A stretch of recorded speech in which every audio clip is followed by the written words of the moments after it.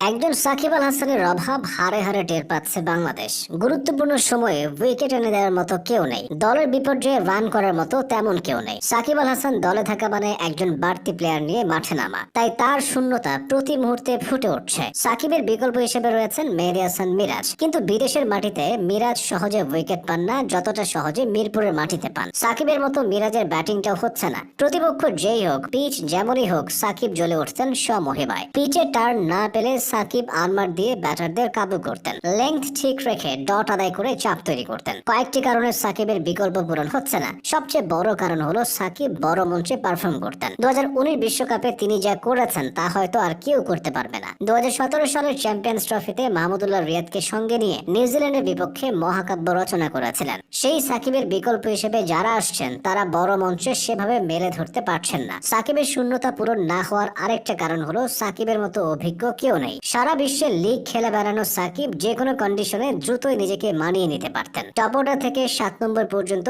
সাকিব প্রায় সব পজিশনে ব্যাট করেছেন এবং সফল হয়েছেন। এমন একটা ব্যাটসম্যানের শূন্যতা সহজে পূরণ হয় না। 15 বছর বয়স থেকেই দেশের হয়ে খেলছেন সাকিব।